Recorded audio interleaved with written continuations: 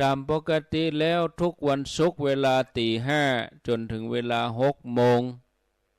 ญาติโยมจะได้ฟังรายการ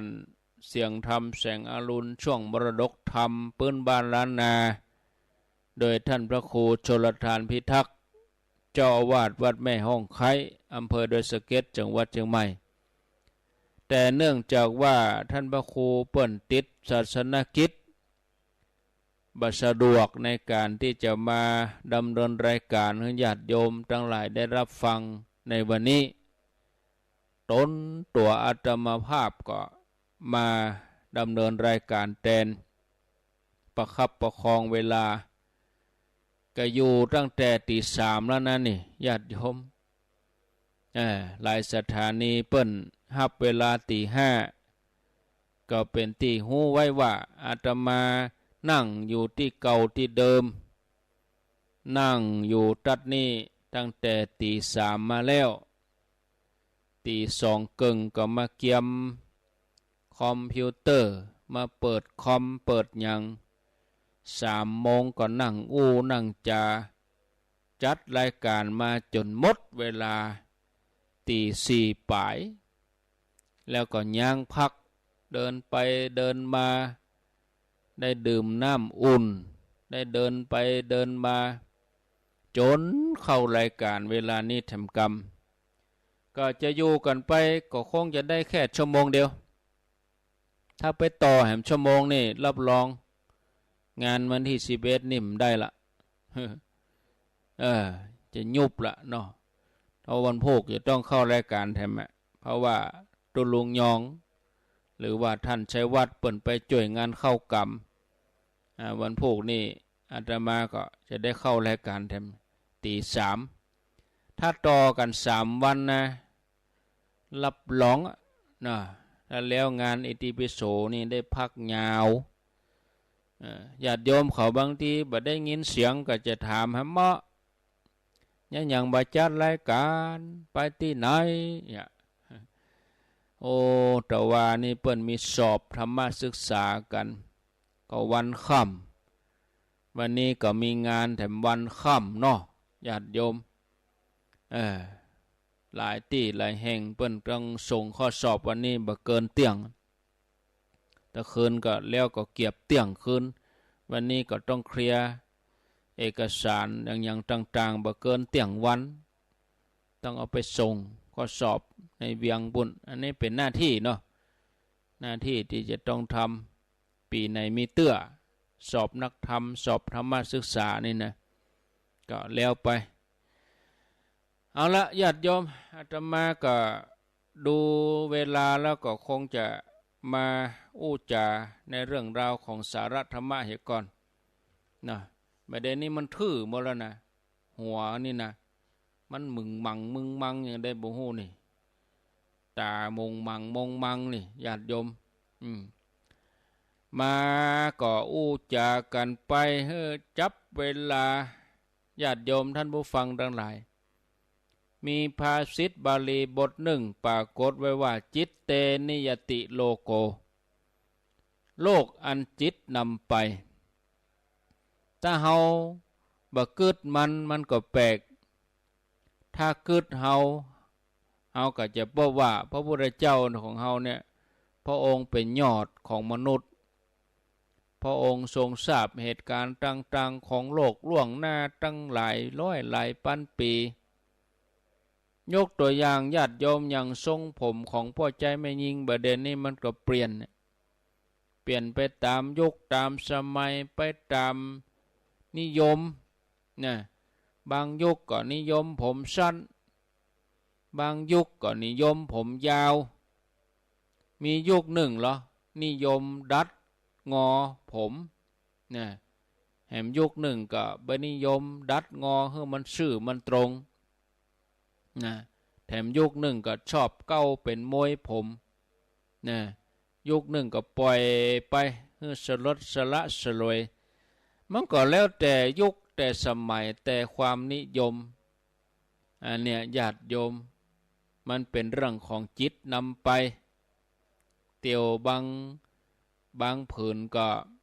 ขาบาน บางทีบางยุคก็ขาสั้นบางทีก็ขายาวอันนี้เป็นเรื่องของจิตนำไปทั้งนั้นญาติโยมยานอวกาศที่ประสบความสำเร็จสามารถส่งออกไปโคจรรอบโลกได้ไปถึงโลกพระจันทร์ไปถึงโลกดาวอังคารเพราะจิตน่ะเพราะความคิดของมนุษย์เฮาแท้ๆนาฬิกาคอมพิวเตอร์บอกเวลาโทรศัพท์มือถือที่อยู่ในมือเฮาเนี่ยเนาะบอกเวลาบอกชั่วโมงบอกวินาทีปลุกคือเฮาตื่นก็ได้บอกตัวเลขก็ได้อันนี้ก็เพราะว่าจิตมนุษย์เฮาเนี่ยคิดขึ้นมาคิดค้นประดิษฐ์ขึ้นมาเพื่อสนองต่อความต้องการบ่มีลมก็แปลงพัดลมปัดขึ้นมามันบ่หมุนก็แปลงให้มันหมุนใส่ไปใส่มาต่ออันยังบ่พอก็ยังตั้งเวลาให้มันปิดมันเปิดกี่ชั่วโมงมันหมุนกี่ชั่วโมงตั้งเวลาไว้ครบกำหนดมันก็ปิดก็เปิดอัตโนมัติวิวัฒนาการโมนี้เนี่ยเป็นความจริงของโลกวิวัฒนาการไปอย่างรวดเร็วเพราะจิตมนุษย์เขานำไปโลกอันจิตนำไปต่อไปไผจะไปดาวอังคารดาวพุธดาวศุกร์ก็ใจจิตเป็นผู้นำไปญาติโยมทั้งหลายการทำมันยังก็ตามเนี่ยตามอำนาจของจิตนะว่ามันเป็นอันตรายบ่ใจน้อยนะถ้าบ่ได้รับการฝึกฝนอบรมนะถ้าจิตอยู่ในอำนาจของความปรารถนาลามกต่อกิเลสตัณหาต่อความชั่วความบดีจิตตกอยู่ในอำนาจของความมักใหญ่ไฟสูงตกอยู่ในอำนาจของความอาฆาตพยาบาทมาร้ายตกอยู่ในอำนาจของความเมายศเมาอำนาจนะจิตก็จะคิดอาวุธขึ้นมาทำลายล้างกันกดสวิตช์เดียวตายไปเกิงโลกอีกก็มีนะดังนั้นญาติโยมผู้ใดจะสำรวมระวังตัวเฮานี่กะญาติโยมอันนั้นจะต้องฝึกจิตฝึกใจให้ดีจ้างอยู่ในป่าม้าอยู่ในป่าสิงโตเสือสิงราชสีห์อยู่ในป่าเป็นสัตว์ป่าคนเฮามนุษย์เฮาจับเอามาใส่กรงเอามาฝึกหัดให้มาเป็นสัตว์ที่เชื่องให้มาเล่นละครเป็นละครสัตว์บรรลือโลกเนี่ยอันเนี้ยญาติโยมมนุษย์เฮานี่ทำได้คนเฮานี่มันก็เป็นสัตว์เหมือนกันนะที่เปิ้นบอกว่าสัตว์โลกย่อมเป็นไปตามกรรมคนเฮาก็เป็นไปตามกรรมนะเฮาเป็นสัตว์หนึ่งเป็นหนึ่งในจำนวนสัตว์ทั้งหลายที่เกิดอยู่ในเมืองนะอยู่ในเมืองเนี่ยอย่างถึงฝึกให้เชื่องบ่ได้เนาะบางคนอุปสาคนฟังบ่ฮู้เรื่องฉะนั้นการฝึกคนนี่มันยากกว่าฝึกสัตว์ความจริงแล้วคนเฮาน่าจะฝึกง่ายกว่าสัตว์เนาะเฮาต้องยอมรับว่าการฝึกคนนี่โอ้ทำให้เฮาเห็นฮู้ได้หลายอย่างต่างๆนานาทำได้ง่ายยิ่งกว่าสัตว์หลายร้อยเท่าอย่างฝึกมนุษย์ให้ขับรถยนต์ขับเครื่องบินฝึกให้เป็นหมอเป็นนักประดิษฐ์เป็นนักวิทยาศาสตร์เป็นอย่างได้สารพัดย่อมฝึกได้ดั่งใจหมาย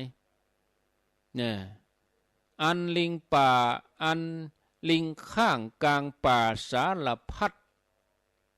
จับมามัดฝึกได้ดั่งใจหมายเกิดเป็นคนทนฝึกจนแทบตายฝึกบ่ได้ก็อายลิงคนเฮานี่ฝึกได้สารพัดมันอยู่ที่การฝึกหัดนะญาติโยมฝึกเป็นตำรวจที่ดีฝึกเป็นทหารที่ดีเป็นเรื่องที่มันยากมันอยู่ในจิตของแต่ละคนทหารถึงกองพลถึงกองพัน ผู้บังคับบัญชาจะออกคำสั่งซ้ายหันขวาหันเดินหน้าถอยหลังหยุดก็ย่อมได้แต่การสั่งใจสั่งจิตของทหารทุกคนนี่ฮึกึดเหมือนกันหมดนี่มันเป็นเรื่องยากฉะนั้นทุกคนต้องฝึกจิตตนเองนะญาติโยมเริ่มต้นฝึกจะได้ก็คือฝึกให้เป็นคนที่มีจิตใจเข้มแข็งบ่ย่อท้อบ่อ่อนแอบ่เลวไหลฝึกให้เป็นคนมีระเบียบวินัยอย่างควรคิดก่อนอย่างบ่ควรคิดอย่างควรคิดก่อนหน้าหลังนี่ก็ฝึกอย่างนี้ญาติโยมท่านสาธุชนนะบางทีคนมาตำหนิว่าเขาเป็นคนใจฮ้อนเขาก็ฝึกให้เย็นลงมีคนตำหนิว่าเขาเป็นคนเย็นเกินไปจนถึงทำให้งานนั้นเสียเขาก็ต้องฝึกเป็นคนกระชับกระเฉงหู้เต้าตันเหตุการณ์คนตำหนิว่าเขาเป็นคนใจเบาเขาต้องเป็นคนใจแน่นถ้าคนตำหนิว่าเขาเป็นคนใจแคบหันแก่ตัวเสียงบ่ไหวแล้วเนอะญาติโยมเสียงไหวแล้วไหวแล้วยอมรับปอก่อนไม่ไหวก็อย่าฝืนไปก็ลำบากเนาะขออนุญาตเด้อญาติโยมบ่าเปิดสายแล้วนะก็อนุโมทนาบุญงานกุศลที่จะเกิดขึ้นก็วันที่11เรียบร้อยไปงาน12ถึง22ธันวางานปริวาสม่อนฤาษี12ถึง22ธันวาเนอะญาติโยมแล้วก็งานพระราชทานเพลิงศพหลวงปู่พระครูครูบาอินตากตะปุญโญพระครูพิพิธปุญญาภิรัตน์อดีตเจ้าวาดวัดศาลาน้ำแพวันที่20ถึงวันที่24นี้เปิ้นจะเอาศพลงนอนประสาทวันที่24พระราชทานเพลิงศพเนอะ21ธันวาอันนี้ทำบุญทอดผ้าป่าสมทบทุนเป็นนิธิสงฆ์อาพาธจัดซื้ออุปกรณ์การแพทย์โรงพยาบาลสันป่าตองเปิ้นจะทอดถวายที่วัดแสงสว่างอำเภอสันป่าตองเด้อวันที่21ธันวาคม2566เอาละไปขสมองก็เบอร์ไปติดๆละญาติโยมเนาะเสียงก็ตึ้มไปสมองทื่อไปแล้วได้ละรู้แล้วลาไปก่อนเอาไว้เตออีก่อนก้อยปากัน